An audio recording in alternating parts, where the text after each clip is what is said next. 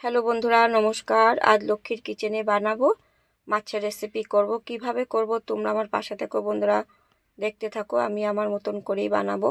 তো অনেক ছোট ছোট মাছও আছে, বড় সাইজেরও মাছ আছে। তো ছোট মাছগুলি আমি আগে কেটে নিচ্ছি। ছোট মাছ কাটতে অনেক সময় লাগে, তো সবগুলি মাছই আমি কেটে নিচ্ছি। ছোট সাইজের মাছগুলি, বড় সাইজের মাছটা কেটে নেব। তো শোল মাছ, একটা মাগুর মাছ বড়ই আছে, তো কেটে নিচ্ছি। এইভাবে করে পাখাগুলি ফেলে দেব। পাখাগুলি ফেলে দিলে না আঁশ ছাড়াতে সুবিধা হয়। না আঁশের জন্য যে পাখাগুলি লেগে লেগে ধরে না দাওয়ার মধ্যে, তার জন্য আমি পাখা ফেলে দিচ্ছি আগে। তো আঁশ ছাড়িয়ে নিচ্ছি। কানটাও ফেলে দেবো, কিন্তু কানের মধ্যে অনেক বালি ঢুকে থাকে, তো তার জন্য ফেলে দিয়েছি। এইভাবে করে কেটে ফেলে দেব। তো মিডিয়াম সাইজের আমি পিস করে নেব। তো বেশি বড়ও করব না, বেশি ছোটও করব না। এইভাবে করে আমি সবগুলি কেটে নেব এইভাবে করে।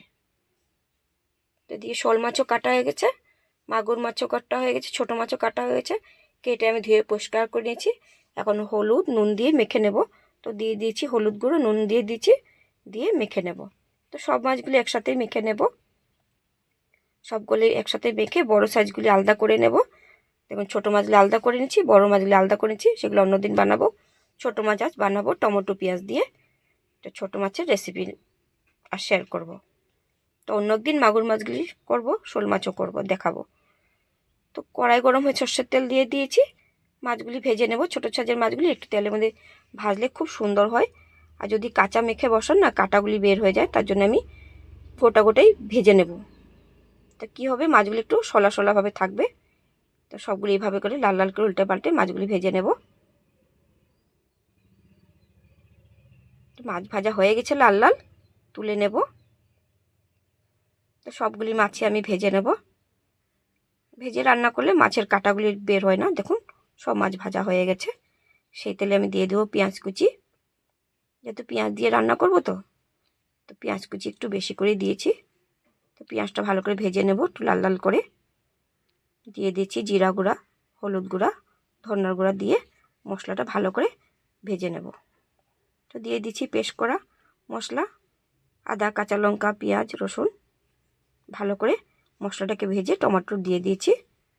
টমেটোর বেশি দিয়েছি, যেহেতু টমেটোর পেঁয়াজ দিয়েই সবজিটা হবে, তার জন্য একটু টমেটোর পেঁয়াজ বেশি লাগবে। তো দিয়ে দিয়েছি পরিমাণ মতো নুন। যা কিছুই রান্না করো বন্ধুরা, নুন না দিলে সব কিছুই বরবাদ হয়ে যাবে রান্নার। তো দিয়ে দিচ্ছি সামান্য একটু চিনি। টমেটোটা একটু টক থাকে, তার জন্য একটু চিনিটা দিলে ব্যালেন্সটা খুব সুন্দর হয়, সবজির খেতেও দারুণ লাগে। তো একসাথে ভালো করে মশলাটাকে ভেজে দিয়ে দিয়েছি জল।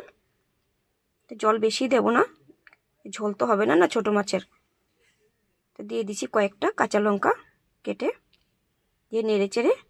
তো ঝোলটা ফুটে গেছে, মাছগুলি দিয়ে দিয়েছি। মাছগুলি দিয়ে একটু নেড়ে চেড়ে নেব। একটু মাছের রেসিপি হয়েই যাবে, বেশি টাইমও লাগবে না। রান্না করতে অনেক সুবিধা হয়, কাটতে অনেক অসুবিধা। ছোটো মাছ তো অনেক সময় লাগে, খেতে দারুণ লাগে। তো ধনেপাতা দিয়ে আমি নামিয়ে নেব প্লেটে। তো কেমন হয়েছে বন্ধুরা আমার ছোটো মাছের রেসিপি, তোমরা অবশ্যই আমাকে একবার কমেন্ট করে জানিও।